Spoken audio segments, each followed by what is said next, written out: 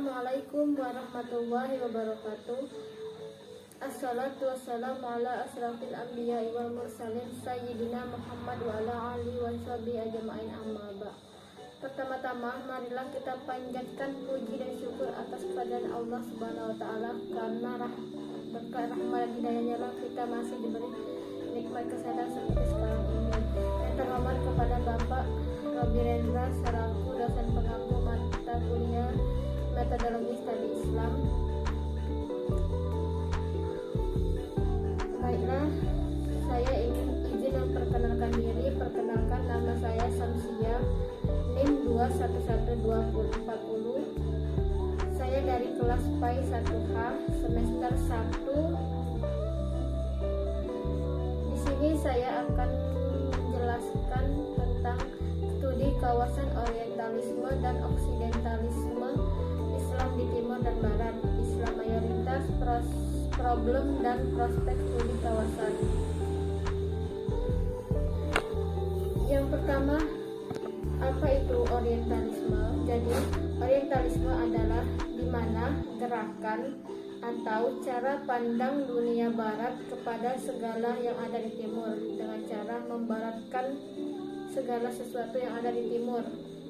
Dalam hal ini, orientalisme bergerak dalam bidang sains, sosial, humaniora seperti kajian sejarah, seni, sastra, geografi, dan budaya mengenai dunia timur. Namun, dalam hal ini ada beberapa tokoh yang mengatakan bahwa orientalisme berasal dari kata Prancis yaitu orient, yang berarti timur. Jadi, kata orientalisme berarti ilmu-ilmu yang berhubungan dengan timur. Orang-orang yang mempelajari atau mendalami ilmu-ilmu tersebut yang biasa disebut orientalisme atau ahli ketimuran. Sedangkan yang kedua adalah oksidentalisme.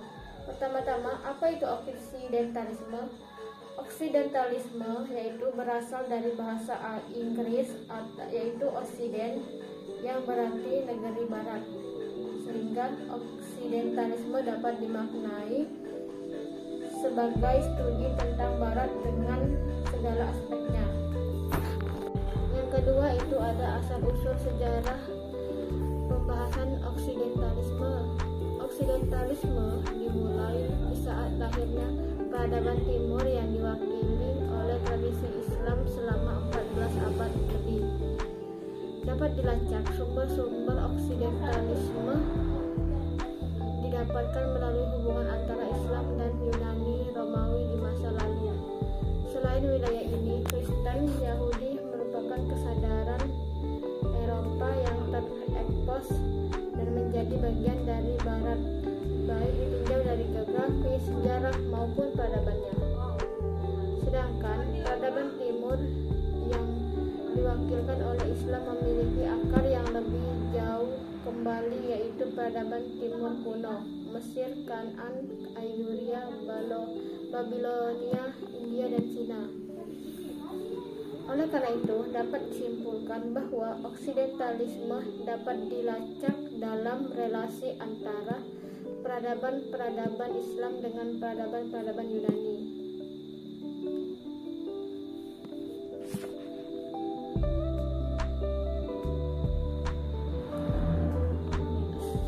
Adapun sejarah menurut Hasan Hanafi, oksidentalisme ini muncul bukan pada masa modern saja, melainkan dari abad 12. Oksidentalisme telah muncul dan berkembang dengan adanya pengkajian ilmu-ilmu barat. Dengan sikap pasif dan dalam menghadapi dan mengkaji ilmu dan kebudayaan barat, para cendekiawan lebih kaya akan ilmu dan filsafat yang ada, hingga dapat Hanafi menyimpulkan dua fase transformasi ya Yunani keadaan ke dalam Islam secara garis besar. Yang pertama yaitu umat Islam mengambil alih pemikiran Yunani secara tekstual dan konseptual yang dilakukan dengan proses penerjemahan. Yang kedua, orang Islam Islam bersikap kritis terhadap pemikiran Yunani. Sejarah agama Islam didasarkan atas dua sumber utama, yaitu Al-Quran dan hadis. Tidak hanya merupakan doktrin teologis, tetapi lebih daripada itu, Islam juga melahirkan peradaban yang dilahirkan oleh Islam melalui ulama-ulamanya tidak hanya terwujud tradisi pemikiran, tetapi juga berupa arsitektur yang masih dapat kita lihat pada zaman sekarang ini. Pada zaman puncak keemasan Islam, para intelektual muslim telah mengadakan proses transfer ilmu pengetahuan dari berbagai peradaban, yaitu Yunani, Persia, dan sebagainya. Mereka mendirikan sekolah, perguruan, dan perpustakaan hingga ilmu pada saat itu dapat berkembang pesat.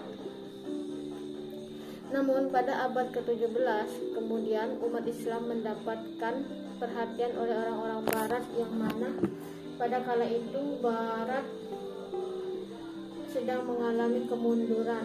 Mereka mempelajari sains Islam yang kemudian mereka kembangkan pada abad ke-19.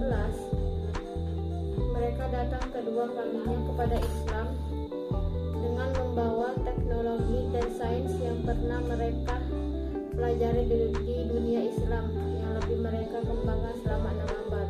Namun dalam perkembangannya kita dapat membagi perkembangan orientalisme menjadi 3, yaitu masa sebelum meletusnya perang salib. Oke, baiklah, cukup sampai di sini penjelasan dari materi saya. Apabila ada kesalahan dan kekurangannya, saya minta maaf kepada Allah, saya mohon ampun. Akhir kata, wabillahi taufiq wal hidayah. Wassalamualaikum warahmatullahi wabarakatuh. Terima kasih.